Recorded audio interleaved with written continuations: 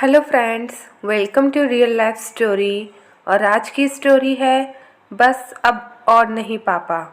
बहुत अच्छी स्टोरी है, पूरी सुनिएगा और अपने सजेशन कमेंट सेक्शन में ज़रूर से दीजिएगा। तो स्टोरी शुरू करते हैं।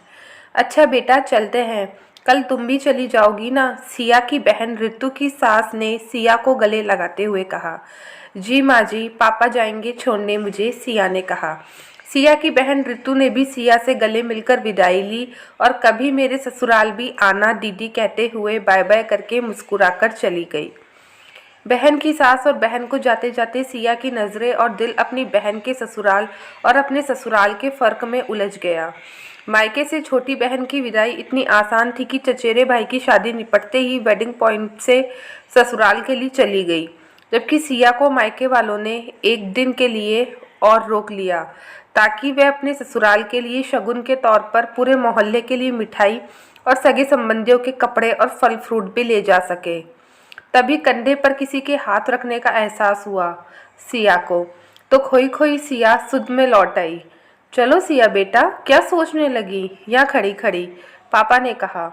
कुछ नहीं पापा, बस यही सोच रही थी कि रितु भी तो आपकी बेटी ही है, तो फ़र्क क्या है मुझ में और रितु में? रितु बहुत कुछ लेकर आती है, आपको मना करती हुई लेकर भी कुछ नहीं जाती है साथ में। और तो और उसके ससुराल वाले भी खुशी खुशी शामिल होते हैं मायके के सारे कामकाज में, जबकि मुझे तो राघव यहीं छोड़कर वापस चले जाते हैं।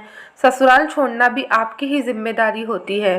मोहल्ले भर में बांटने के लिए मिठाई भी आप देते हैं, लेकिन फिर भी जो खुशी रितु को मिलती है उसके ससुराल में, वे मुझे कहाँ मिलती है मेरे ससुराल में। कभी कभी लगता है पापा, मैं आपकी बेटी होकर भी आपका सहारा तो नहीं बन पाती हूँ, मगर ससुराल वालों की शान और सास के मान के खातिर आप पर खर्चे का अतिरिक्त बोझ डाल देती हूँ ना पापा। सिया की आंखों में आंसू भरे हुए अपने पापा से वो लिपट जाती है। तब सिया के पापा ने कहा, सिया मेरी बच्ची, तू कब से इतनी समझदार हो गई कि खुद की खुशियों को मायके वालों पर बोझ समझती है? खैरात में कुछ भी नहीं दिया जाता मेरी बच्ची, हम माता पिता के द्वारा अपनी बेटी के ससुराल में। हम भी तो स्वार्थी हैं ना इसके पीछे, ताकि हमारी बेटी को ससुराल लौटने पर कोई ताना ना सुनना पड़ जाए, ताकि हमारी बेटी ससुराल की दहलीज पर शान से कदम रख पाए। इसलिए ये खर्च सहज ही उठा लेते हैं हम, सिया के पापा ने उसे समझाते हुए कहा। तो पापा, क्या आपको लगता है कि इतने सालों से मैंने कभी कोई ताना नहीं सुना है अपने सास ससुर से? क्या मैं उस घर की दहलीज के अंदर शांति से रहती हूँ? फिर भी नहीं पापा, उनकी आंखें कभी नहीं भरती हैं आपके उनके प्रति कृतज्ञता देखकर भी। मुझसे ज़्यादा खुश तो रितु है जो कभी कुछ नहीं ले जाती, इसलिए इस बार मुझे भी एक नई पहल करनी होगी, बिना आप पर अतिरिक्त बोझ का खर्चा डाले। मायके से रितु की तरह विदाई लेनी होगी। बेशक आप मुझे छोड़ने चलिए, लेकिन ससुराल वालों की खातिर कोई सामान वगैरह के बिना ही पापा। सिया ने एक नई पहल करते हुए आज अपने पापा को एक नई चुनौती दे दी थी।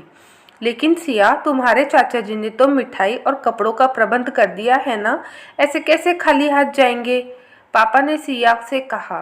हाँ पापा, इस बार खाली हाथ और पापा का साथ। बहुत देर कर चुकी हूँ इस पहल के लिए, मगर अब और नहीं कर सकती।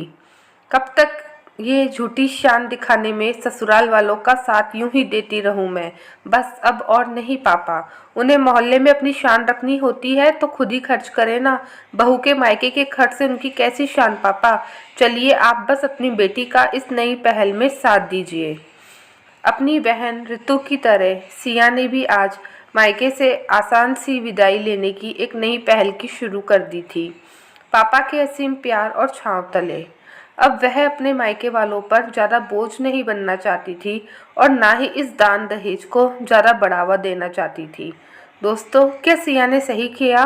अपने सजेशन कमेंट सेक्शन में ज़रूर दीजिएगा और आपको स्टोरी कैसी लगी हमें ज़रूर बताइएगा और अपना ख्याल रखिए।